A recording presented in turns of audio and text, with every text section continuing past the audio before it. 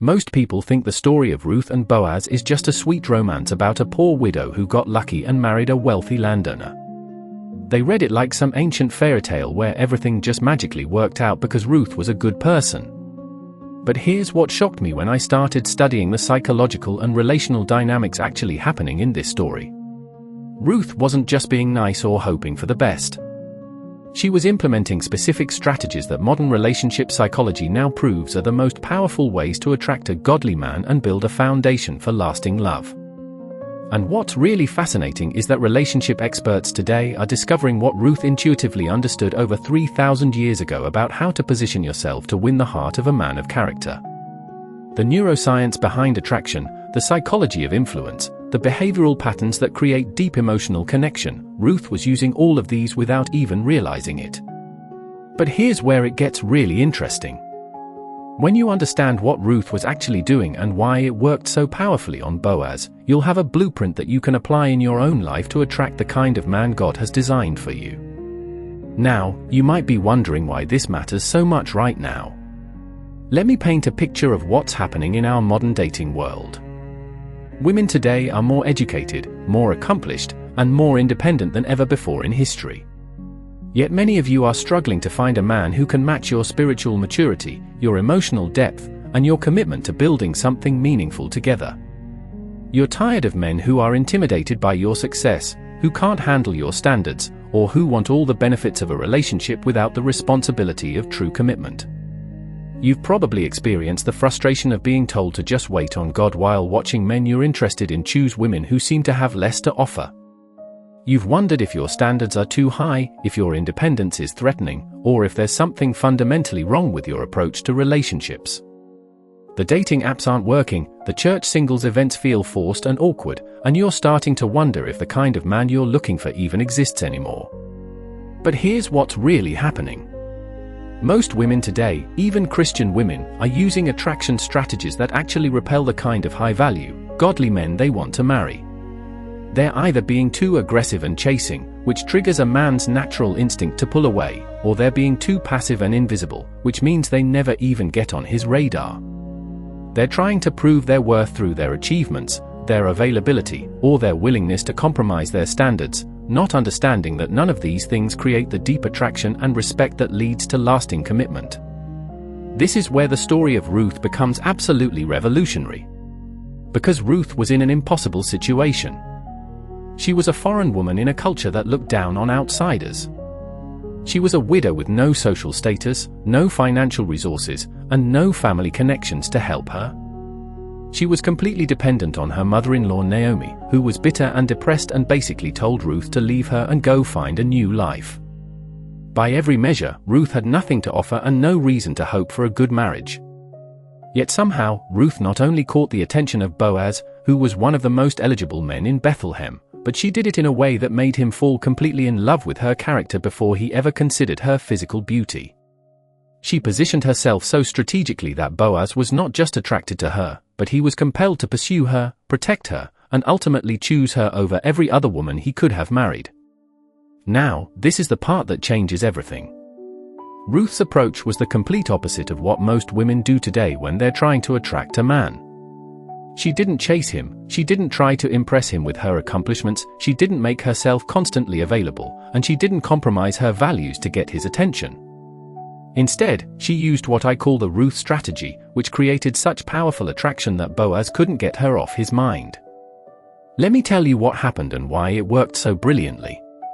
When Ruth first arrived in Bethlehem with Naomi, she could have done what most women would do in that situation.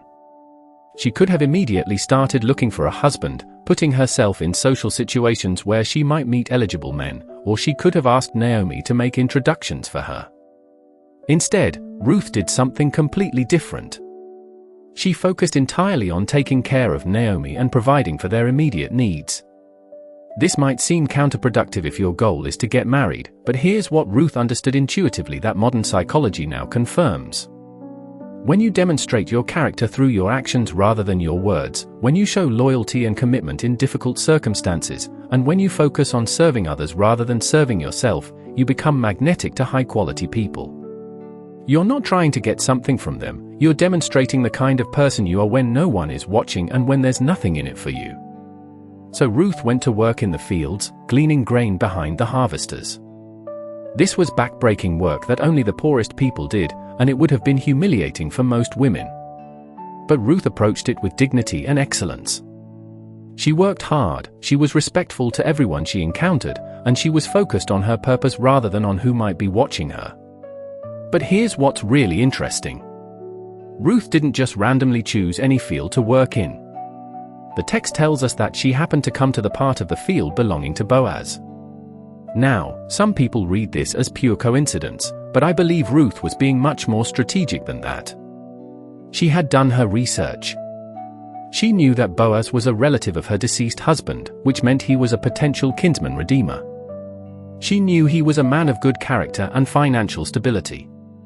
And she positioned herself where she would naturally cross his path.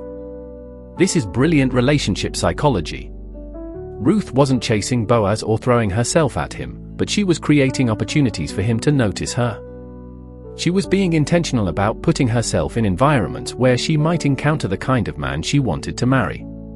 This is what I call strategic positioning, and it's completely different from desperate pursuing. When Boaz first saw Ruth in his field, what caught his attention wasn't her beauty or her availability. It was her work ethic, her character, and her reputation. The text tells us that Boaz had already heard about everything Ruth had done for Naomi, how she had left her own family and country to care for her mother-in-law. He was attracted to her heart before he ever had a personal conversation with her. This is where most women get it wrong today. They think they need to get a man's attention through their appearance, their personality, or their romantic interest in him. But high-value men, the kind of men worth marrying, are actually more attracted to character than to charm. They're looking for a woman who has proven herself to be loyal, hardworking, and committed to doing the right thing even when it's difficult. Now, you might be wondering how this applies to your situation today. Let me tell you what happened next and how you can implement Ruth's strategy in your own life. When Boaz approached Ruth in the field, she didn't act like she had been waiting for him or like this was the opportunity she had been hoping for. Instead, she was humble, respectful, and focused on her work. She didn't try to flirt with him or impress him with her conversation. She simply answered his questions honestly and continued doing what she came to do. This created what psychologists call the principle of scarcity. Ruth wasn't throwing herself at Boaz or making it obvious that she was interested in him romantically. She was pleasant and respectful, but she wasn't chasing him or trying to turn their interaction into something more than it was. This made Boaz have to work to get her attention, and it made him start thinking about her differently than he thought about other women who might have been more obviously available. Boaz was so impressed with Ruth that he immediately started going out of his way to take care of her. He told his workers to leave extra grain for her to collect, he invited her to eat with his harvesters, and he made sure she was protected while she worked in his field. But here's what's crucial to understand. Ruth received his kindness graciously, but she didn't act like she expected it or like it meant they were now in a relationship. This is where the Ruth strategy becomes really powerful. Ruth was creating what modern relationship psychology calls intermittent reinforcement. She was warm and responsive when Boaz showed her kindness, but she wasn't constantly seeking his attention or validation. She would thank him, receive his provision gratefully, and then go back to focusing on her work and her responsibilities to Naomi. This created a psychological dynamic where Boaz started thinking about Ruth more and more. She wasn't constantly in his face demanding his attention, but every interaction they had was positive and left him wanting more. He started looking forward to seeing her in his fields, wondering what she was thinking, and finding excuses to check on her and make sure she was being taken care of. For 3 months, this pattern continued. Ruth worked in Boaz's fields during the harvest season, and their relationship developed slowly and naturally. Boaz was clearly interested in her, but he hadn't made any moves toward marriage. This is where most modern women would start to panic. They would wonder if he was really interested, they would start trying to force the relationship forward, or they would assume he wasn't serious about them and start looking elsewhere. But Ruth did something completely different, and this is the part of her strategy that most people miss entirely. Instead of trying to push the relationship forward herself, Ruth went to Naomi for advice. She recognized that Naomi, as her mother-in-law and as someone who understood their culture and family dynamics, was in a better position to know how to handle the situation. This reveals something crucial about Ruth's character and about her approach to relationships. She wasn't operating from desperation or from a need to control the outcome. She was willing to seek wise counsel, to be patient with the process, and to trust that if this relationship was meant to develop into marriage, it would happen in the right way and at the right time. Naomi's advice was brilliant, and it shows why having wise mentors in your life is so important when you're navigating relationships. Naomi told Ruth to approach Boaz at night during the threshing floor celebration, to lie down at his feet after he had eaten and drunk and was in a good mood, and to ask him to spread his covering over her as her kinsman redeemer. Now, some people misunderstand this part of the story and think Naomi was telling Ruth to seduce Boaz or to compromise herself sexually to get his attention. But that's not what was happening at all. This was actually a formal cultural request for marriage. Ruth was asking Boaz to fulfill his legal and spiritual obligation as her kinsman redeemer, which included marrying her to carry on her deceased husband's family line. But here's what's psychologically brilliant about this approach. Ruth waited until she had established a relationship with Boaz, until she knew he was interested in her and cared about her well-being, before she made any kind of romantic move. She didn't lead with her interest in marriage or put pressure on him early in their relationship. She let attraction and respect build naturally over time. And when she did finally approach him about marriage, she did it in a way that appealed to his sense of honor and responsibility rather than just his romantic feelings. She wasn't saying, "I really like you and I hope you'll choose me." She was saying, "I recognize you as a man of character who takes his responsibilities seriously, and I'm asking you to consider taking responsibility for me." This is incredibly attractive to high-quality men. Instead of making Boaz feel like he was being chased or pressured, Ruth made him feel like she saw him as a leader and a protector. She was inviting him to step into his masculine role rather than trying to control the relationship herself. Boaz's response reveals just how perfectly Ruth had played this. He was completely honored by her request, and he told her that all the people in the city knew she was a woman of noble character. He said he would gladly marry her, but there was one problem. There was another relative who was technically first in line to be her kinsman redeemer, and Boaz wanted to handle the situation properly and legally. This is where you see the full genius of Ruth's approach. Because she had built such a strong foundation of character and respect, because she had been patient and strategic rather than desperate and pushy, Boaz was now completely invested in making their relationship work. He wasn't looking for ways to get out of the commitment or wondering if he was making the right choice. He was actively problem-solving to make sure he could marry her. The next morning, Boaz went to the city gate and arranged a meeting with the other kinsman redeemer. In front of the elders of the city, he presented the situation and gave the other man the opportunity to fulfill his obligation to Ruth. But when the man realized that marrying Ruth would complicate his own inheritance, he declined and officially transferred his rights to Boaz. What happened next is one of the most beautiful marriage proposals in the entire Bible.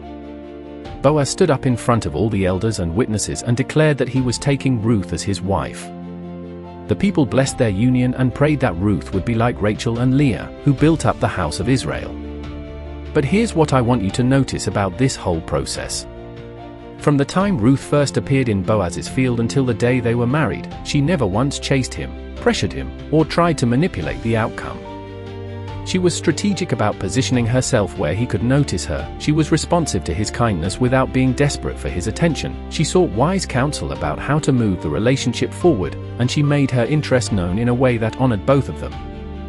The result was that Boaz fell completely in love with her character, he was eager to marry her, and he was willing to go through whatever legal and social processes were necessary to make her his wife. Ruth didn't have to convince him or sell him on the idea of marrying her. By the time she approached him about marriage, he was already so attracted to who she was that marrying her felt like the obvious and desirable choice. Now, let me tell you how you can apply the Ruth strategy in your own life today.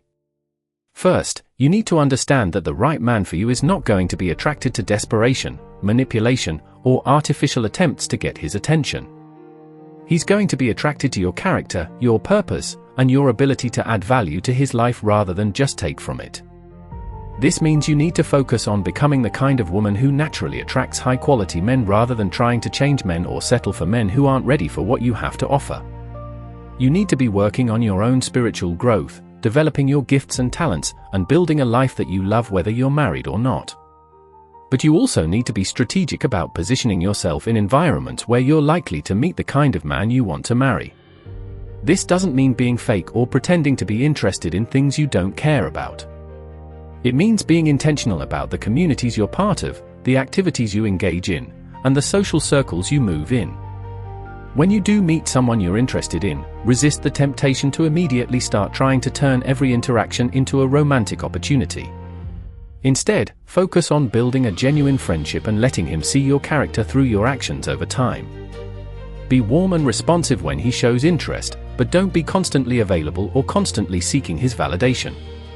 If you're in a situation where you've been getting to know someone for a while and you're wondering if he's serious about pursuing a relationship with you, don't be afraid to seek counsel from wise, mature people who know both of you and can give you objective advice about the situation. Sometimes we're too close to the situation to see it clearly, and having outside perspective can save us from making mistakes or missing opportunities. And when the time is right to have a conversation about where the relationship is going, approach it from a place of strength and clarity rather than neediness or fear. Don't make it about whether he likes you enough or whether you're good enough for him. Make it about whether you're both ready to move forward with intention and commitment. The Ruth strategy works because it's based on timeless principles about human psychology and attraction that God built into how we're designed to connect with each other. When you operate from a place of security rather than desperation, when you focus on giving value rather than getting validation, and when you're patient enough to let attraction and respect build over time, you create the kind of foundation that leads to lasting, fulfilling relationships. But here's what's really beautiful about Ruth's story. It wasn't just about her getting married. Ruth and Boaz had a son named Obed, who became the grandfather of King David, which means Ruth became part of the lineage of Jesus Christ. Her faithfulness, her character, and her strategic approach to relationships didn't just change her own life. It impacted generations and ultimately played a role in God's plan for the salvation of the world. This is what happens when you align your relationship goals with God's purposes for your life. You're not just trying to get married because you're lonely or because you think marriage will complete you. You're preparing yourself to be the kind of partner who can build something significant with the right person, someone who shares your values and your vision for making a difference in the world. The man God has for you is not looking for someone who needs him to fix her life or make her happy. He's looking for someone who is already walking in her purpose, who has something valuable to contribute to their partnership, and who has the character and maturity to handle the challenges and responsibilities that come with building a life together. This is why the Ruth strategy is so powerful. It positions you as a woman of value rather than a woman of need. It demonstrates your character rather than just your interest. And it creates the kind of attraction that leads to deep respect and lasting commitment rather than just temporary infatuation. As we wrap up today, I want to pray for every woman who is believing God for the right relationship, who is tired of settling or chasing or wondering if she's doing something wrong. I want to pray that God will give you the wisdom to implement these principles in your own life, the patience to trust His timing, and the confidence to know that when you align yourself with His purposes, He will bring the right person into your life at the right time. Father, I thank you for the women who are watching this today, who are longing for godly relationships and marriages that honor you. I pray that you would give them the wisdom of Ruth, the patience to wait for your best, and the strategic thinking to position themselves well for the relationships you have planned for them. Help them to focus on becoming the women you've called them to be rather than trying to force relationships that aren't part of your plan. Give them discernment to recognize the men of character you bring into their lives, and give them the courage to approach relationships with intention rather than desperation. I pray that their future marriages would be like Ruth and Boaz's, built on mutual respect, shared purpose, and a foundation that can impact generations. In Jesus' name, Amen. If this message has spoken to your heart today, I want you to know that there's so much more we need to talk about when it comes to biblical relationships and marriage. Next week, I'm going to share with you the story of how Isaac found Rebekah, and you're going to discover the one thing that most women completely miss about how God orchestrates divine connections. You'll learn why trying to help God with His timing actually pushes away the very relationships He's trying to bring into your life, and I'll show you the specific prayers that position you to receive the husband God has already chosen for you. Make sure you're subscribed and have notifications turned on, because this is going to transform how you think about waiting on God for relationships, and you won't want to miss it.